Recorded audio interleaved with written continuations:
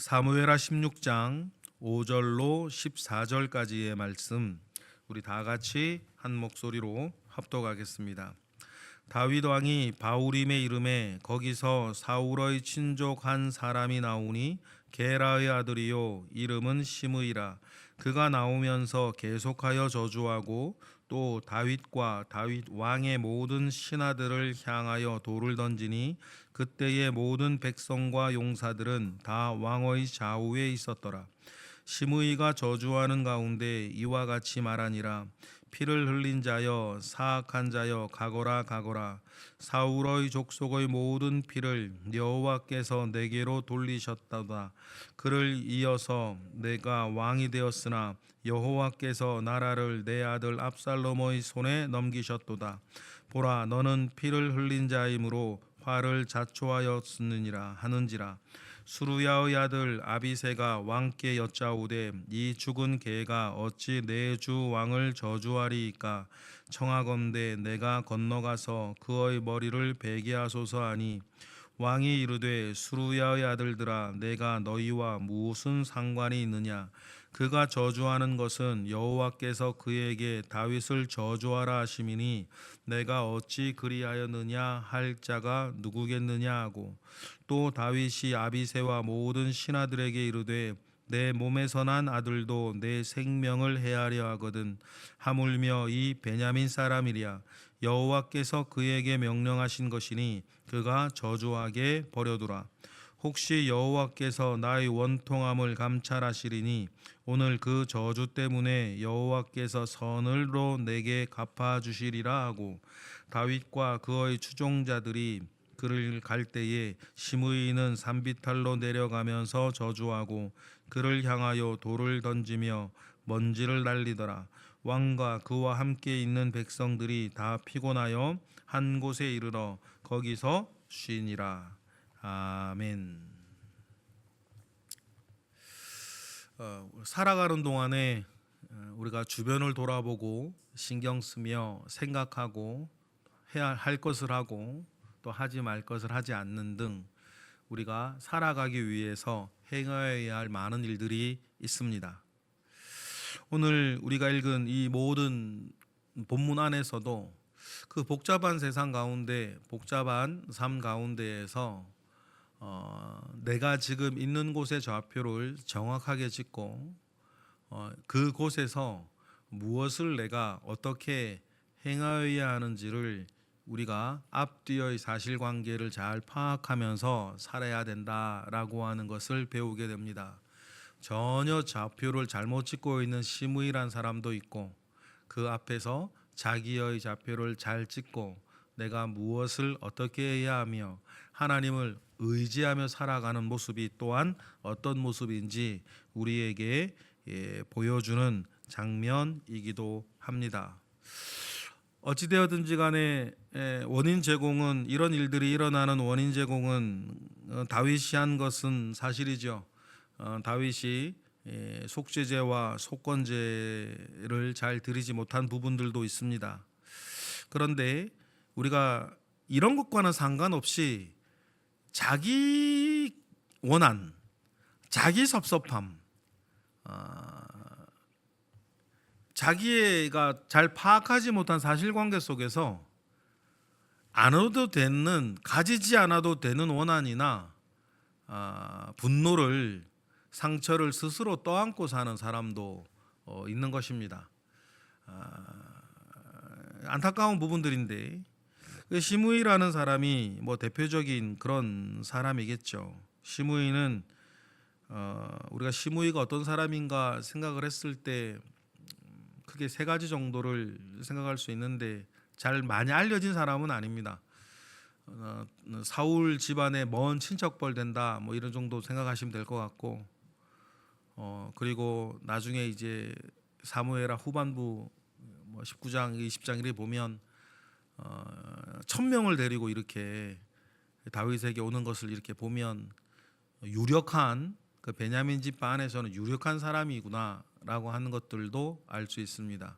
1000명을 동원하는 건 쉬운 일이 예나 지금이나 아닙니다. 그리고 유대 전승 먼 이야기들을 보면 이 시므이의 후손 중에 유명한 사람이 한 사람 있어요. 그 사람이 누구냐면 성경에 나오진 않는데 유대 전승은 그렇게 알고 있습니다. 그게 누구냐면 에스더와 함께했던 모르드게가 이 시므이의 후손이다. 그런 얘기들도 유대 전승에는 있습니다. 그런 시므이입니다. 그런 시므임이 바우림에 다윗이 이르렀을 때라고 하죠. 5절 우리 읽어보겠습니다. 다윗 왕이 바우림에 이르매 거기서 사울의 친족한 사람이 나오니 게라의 아들이요 이름은 시므이라. 그가 나오면서 계속해서 저주를 합니다.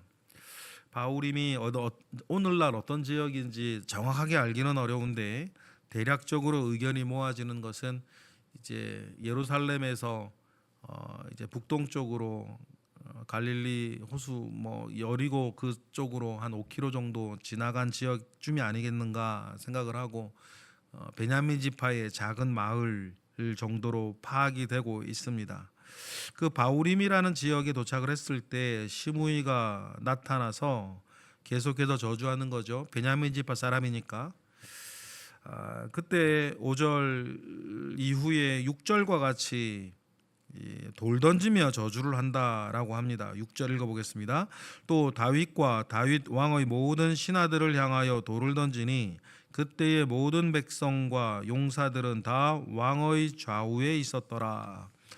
돌을 던진다라고 하는 건 모욕하는 행위이기도 하고 이스라엘의 사형법이 돌을 던져서 죽이는 것도 있으니 그런 자기의 마음을 담아서 하는 행동이겠죠. 그런데 중요한 것은 시므이가 왜 이렇게 다윗을 미워하는가라고 하는 것인데 7절, 8절이 보면 시므이가 다윗을 그렇게 저주하고 미워하는 이유가 나와요. 우리 7절 8절 읽어보겠습니다. 시므이가 저주하는 가운데 이와 같이 말하니라. 피를 흘린 자여 사악한 자여 가거라 가거라. 사울의 족속의 모든 피를 여호와께서 내게 돌리셨도다. 그를 이어서 내가 왕이 되었으나 여호와께서 나라를 내 아들 압살롬의 손에 넘기셨도다. 보라 너는 피를 흘린 자이므로 화를 자초하였느니라 하는지라. 이렇게 얘기를 해요. 피를 흘린 자라고 이야기를 합니다. 여기서 피를 흘린 당사자들은 사울 집안 사람들을 가리키는 거겠죠. 사울 집안의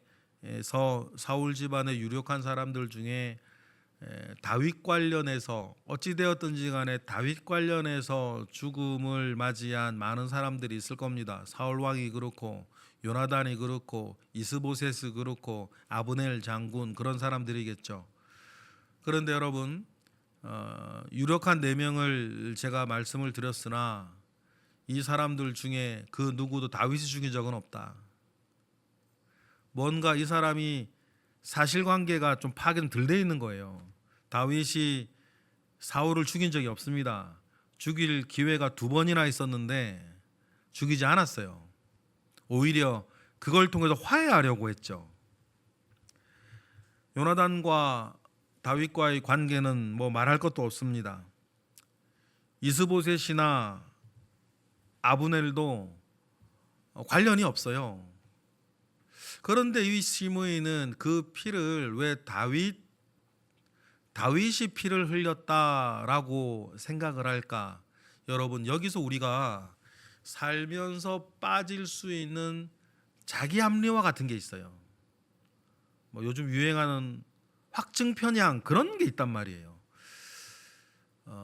자기는 베냐민 집안 사람이고 또 그 자기 집안 사람의 누군가가 사울이 왕이 되어서 이스라엘의 초대 왕이 되어져 있는데 쭉 이제 어떻게 빠지고 유다 지파의 다윗이 왕이 되어졌을 때 이 구도 자체가 본인한테는 싫고 마음에 안 들 수 있는데 그 과정도 평화롭게 이양된 것이 아니라 전쟁이 있었고 여러 가지 것들이 있었단 말이에요.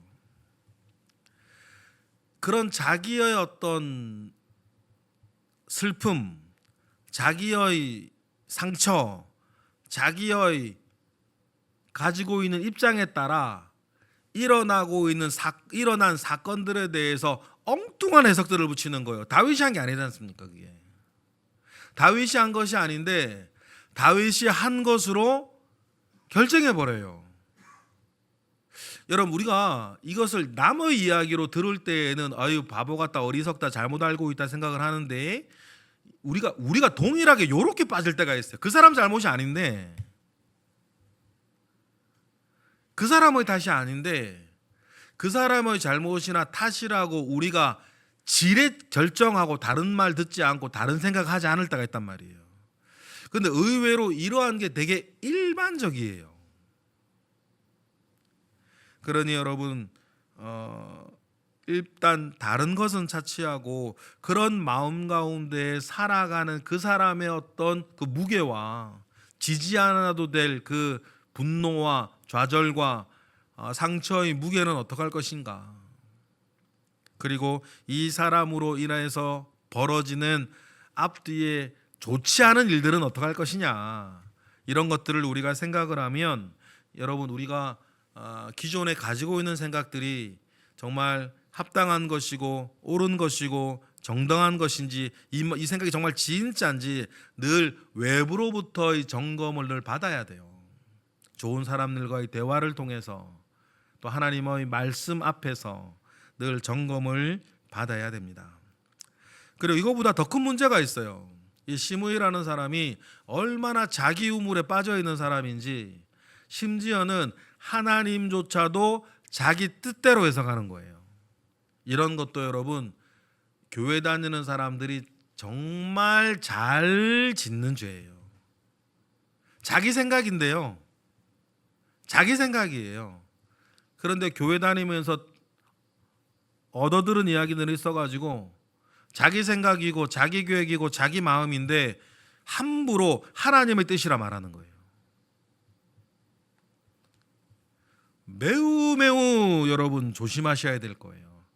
자기 생각이면 자기 생각이라 말하면 되는 거 아닙니까?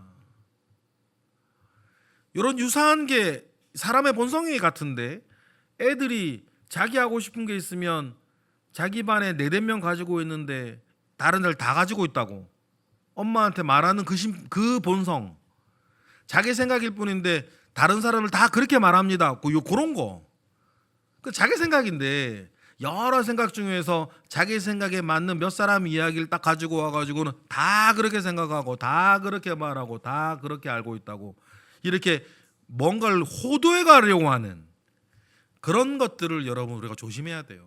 왜냐하면 이것이 사실을 왜곡한단 말이에요. 이런 것들이 신앙 가운데에 나와도 자기 생각일 뿐인데 하나님의 뜻이라고, 하나님이 이렇게 하시는 것이라고. 정말 그러면 시므이가 말하는 이 모든 이 사건들을 보면 하나님이 이렇게 원하시는 거예요? 하나님이 이렇게 이끌어 가시는 건가요? 이게 하나님의 뜻입니까? 하나님의 계획입니까? 오히려 하나님의 뜻은 반대예요. 하나님은 지금 다윗의 특정 죄악에 대해서 하나님은 지금 대가를 주는 거죠. 벌을 주는 거예요.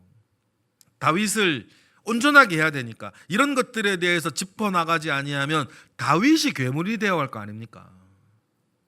하나님이 하시는 일과 하나님이 하시는 일의 방향과는 저는 상관없이 자기 생각, 자기 의견, 자기 입장 안에서 이것들을 하나님의 것이라고 덧칠해 나아가려고 하는 요걸 우린 조심해야 된다. 나에게 하나님을 맞추는 것이 아니라 하나님께 나를 맞추어 나아가야 할 줄로 믿습니다. 신앙에서 제일 중요한 게 이 부분이에요. 그러니까 주님도 말씀하시기를 누구든지 나를 따라오려거든 자기를 부인하라고 했던 이 신앙생활의 핵심 중의 핵심을 우린 기억해야 돼요. 누구든지 주님을 따라가려면 자기를 부인해야지.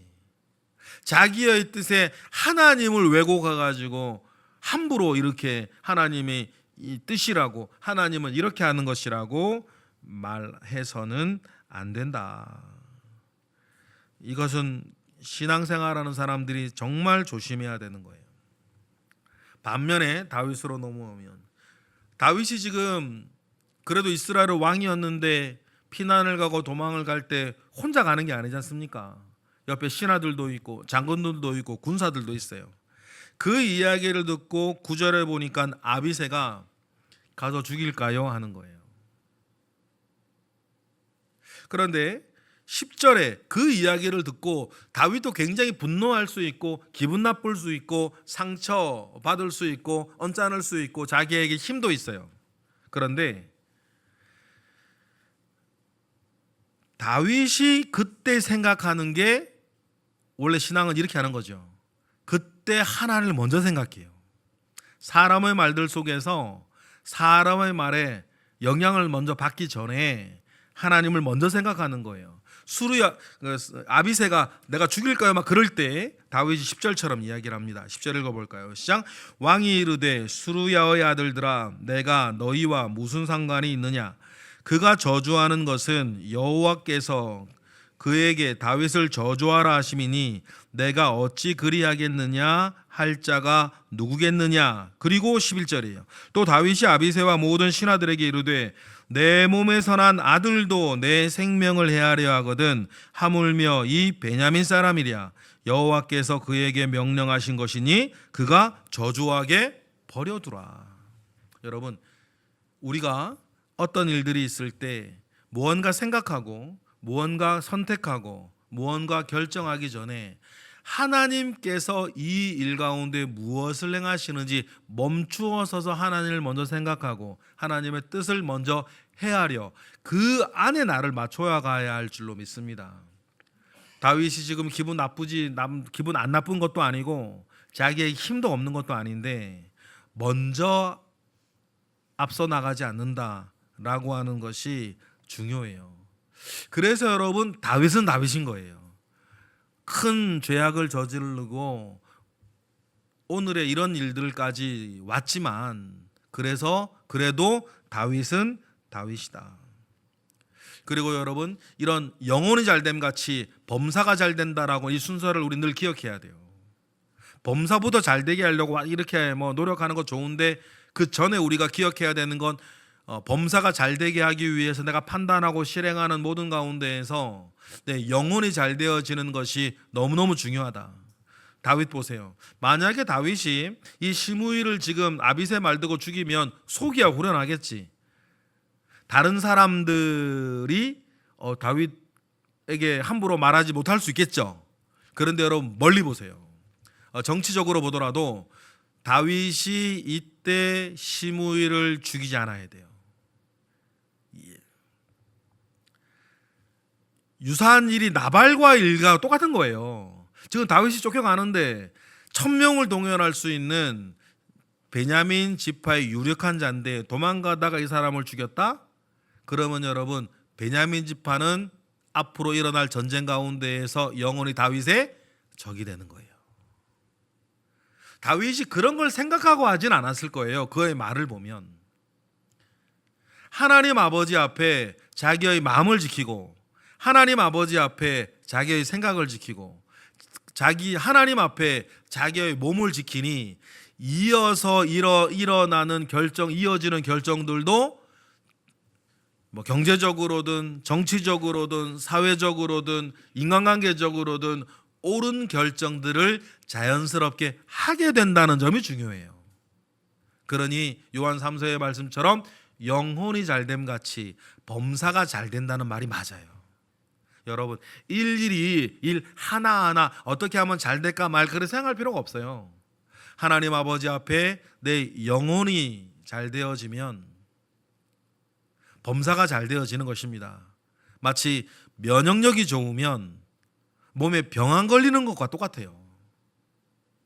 그러니 여러분, 이 근원적인 부분에서부터 내가 옳은 영적 상태, 그것이 나은 옳은 혼적 상태, 그것이 나은 옳은 육적 상태가 퍼져서 모든 일들 속에서 올바른 선택과 결정을 하게 된다라고 하는 것을 늘 기억을 하고 하나님 아버지 앞에 우리 자신을 바로 세우는 우리 모두 되기를 바랍니다. 그리고는 바울의 진심 12절에 있어요. 하나님을 의지하는 거죠. 이 일을 통해 다윗도 억울하죠. 나를 불쌍히 여겨달라는 건데 12절 다 같이 보겠습니다. 시작. 혹시 여호와께서 나의 원통함을 감찰하시니 오늘 그 저주 때문에 여호와께서 선으로 내게 갚아주시리라. 그 일들까지도 하나님께서 나를 불쌍히 여기시도록 이런 억울하고 이런 처참한 일을 당하고 겪는 요일을 하나님이 보시고 하나님이 이 옳지 아니한 사실관계도 맞지 않은 일들을 보시고 이런 일도 겪는 나를 보시고 하나님께서 공의로 판단하사 하나님께서 선으로 갚아주시기를. 여러분, 우리가 기본적으로 이러한 마음 가운데 하나님을 기대하고 하나님을 기다리는 마음이 있어야 될 줄 믿습니다. 13절 14절을 보면 더 이상 쫓아가지 못할 곳까지 시므이는 따라다니면서 계속 그랬던 것 같아요. 오늘 말씀을 마무리하면서 시므이의 지극히 자기중심적인 이 판단과 이 생각들을 보면서 심지어는 하나님까지도 자기 뜻에 따라 조작해 나가는 것을 보면서 잘못된 신앙생활의 예를 우리가 보고 오히려 하나님 중심, 말부터가 그렇죠. 하나님 중심의 우리가 신앙생활을 해야겠다. 그리고 다윗이 지금 하나님 중심으로 서 있으니 나의 좌표를 정확히 찍고 내가 지금 여기서 주님 바라보고 무엇을 어떻게 해야 되는지를 우리 또 보여주는 다윗을 보면서 우리도 어떻게 살아가야 할 것인지, 하나님을 의지하며 사는 것은 어떤 것들인지를 잘 깨달아 아는 우리 모두가 되기를 주님의 이름으로 축복합니다. 기도하겠습니다. 하나님 감사합니다. 크신 은혜 가운데에 우리와 함께 하시고 크신 능력 가운데에 우리와 함께 하시고 하나님께서 오늘 허락하신 자리에서 하나님께서 허락하신 일들을 잘 행하여 나아가는 우리 모두가 되게 하시옵소서.